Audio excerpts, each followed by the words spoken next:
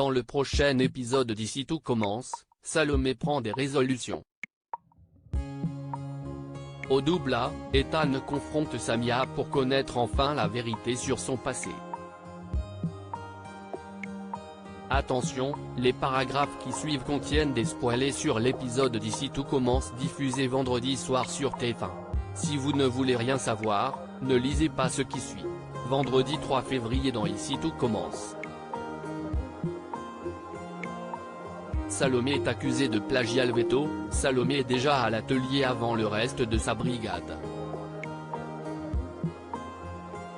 Rose la rejoint, impatiente de goûter à son menu. Salomé lui explique qu'elle doit retravailler un peu son pot-au-feu végétal en entrée afin de faire ressortir toutes les saveurs des légumes. Les deux femmes sont interrompues par l'arrivée de Thomas, qui souhaite avoir un mot avec sa petite amie. Une fois seul avec elle, Thomas cherche à savoir où elle a passé la nuit. Salomé lui avoue avoir dormi à la coloc, dans son ancienne chambre, après avoir bu un verre avec Gaëtan. Thomas reconnaît ensuite qu'il a eu tort de s'en prendre à lui même s'il a connaissance de ses sentiments envers elle. De son côté, Salomé affirme qu'elle le considère uniquement comme un ami. Elle ajoute que si Thomas n'est pas prêt à l'accepter, il ferait mieux de faire un break. Tendu suite à sa discussion avec Thomas, Salomé ne ménage pas sa brigade.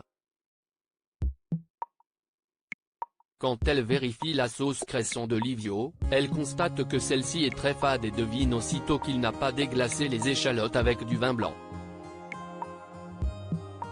Face à la réaction très nonchalante de son camarade, Salomé s'énerve. Elle invite même Livio à quitter la brigade, ce qu'il fait sur le champ. Pendant ce temps, Charlène cuisine au studio. Louis débarque en pensant que la salle était libre et s'apprête à repartir, mais elle le retient. Elle s'excuse de s'être emportée contre lui la veille. Charlène assure qu'elle est passée à autre chose vis-à-vis de la victoire de Salomé et qu'elle compte bien se battre pour faire exister son projet quoi qu'il arrive. Louis l'encourage, lui proposant même de l'aider en goûtant la recette sur laquelle elle travaille. Plus tard, Thomas aborde Salomé dans le parc de l'Institut. Il s'excuse pour sa crise de jalousie et avoue qu'il n'est pas habitué aux filles comme Salomé, qui savent ce qu'elles veulent et qui tracent leur route. Il reconnaît qu'elle a eu raison de poser ses limites, puis lui témoigne toute son admiration et sa fierté. Alors que Salomé et Thomas s'embrassent en signe de réconciliation, Gaëtan les aperçoit ensemble. Encouragé par Ambre, qui a bien remarqué l'alchimie entre son coloc et Salomé, le coach sportif comptait exprimer à nouveau ses sentiments à Salomé. Mais il se ravise. De retour à l'atelier, Salomé passe au dressage de ses assiettes.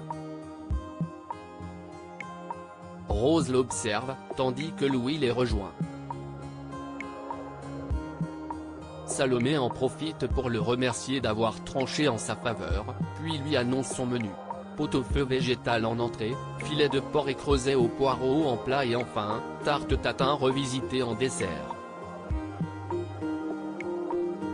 Louis s'écarte aussitôt avec Rose pour lui confier que le pot-au-feu végétal est une recette originale de Charlène sur laquelle elle travaillait encore cet après-midi. Louis et Rose prennent donc Salomé à part, à l'extérieur de l'atelier, pour l'interroger sur ses inspirations concernant le pot-au-feu végétal. Salomé réplique qu'il s'agit d'un plat traditionnel. Louis lui soumet alors le carnet de cuisine de Charlène dans lequel se trouve la recette de pot-au-feu végétal, identique à la sienne. Salomé est confuse, bien qu'elle clame son innocence. Dans le doute, Rose va toutefois devoir prévenir Tessier et Fayet. Samia s'ouvre à Ethan et en revient sur la conversation de la veille avec Samia afin de connaître la vérité sur ses parents.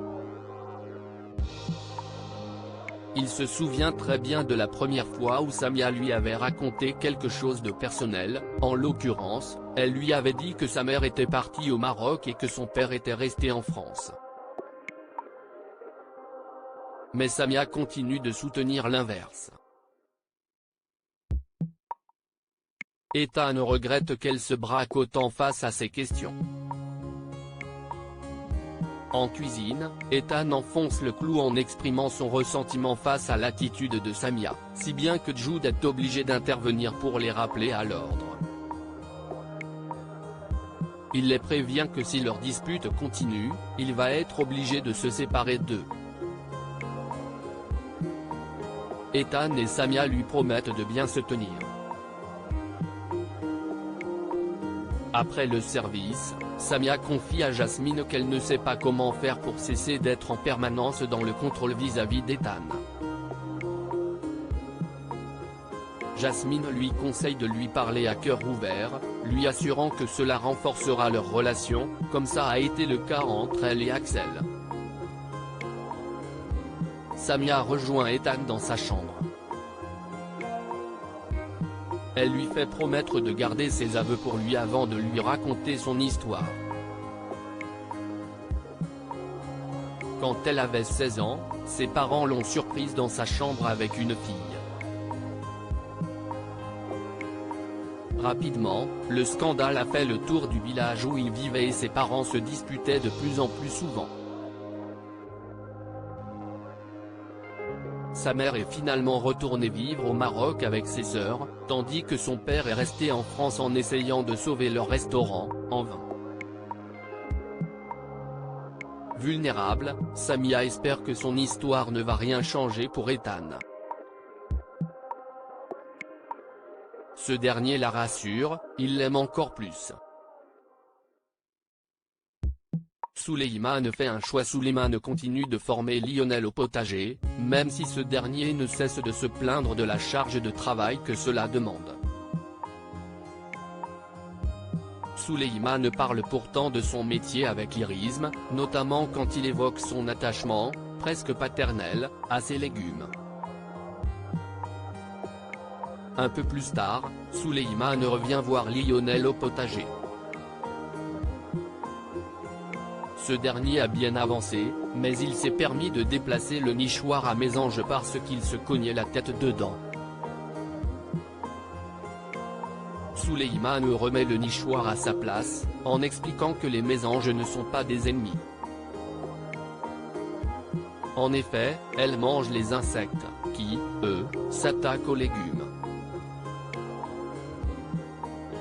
Lionel est impressionné par toutes les connaissances de Souleymane et se demande bien qui pourra être à la hauteur à son poste. Alors qu'il s'occupe du potager aquatique des Marais Salants, Souleymane reçoit la visite de David et d'Eva. Il leur confie alors son appréhension de travailler avec la chef Meyer et ne cite que des aspects négatifs du changement qui s'annonce. David le pousse alors à s'interroger sur ce dont il a vraiment envie. En rentrant chez lui, Souleymane annonce finalement à son père et Rose qu'il a refusé le poste de la chef Meyer. Même si c'était une grande opportunité pour lui, il avoue préférer rester à l'Institut, où il est très fier de ce qu'il a accompli. Son père et sa belle-mère sont heureux pour lui.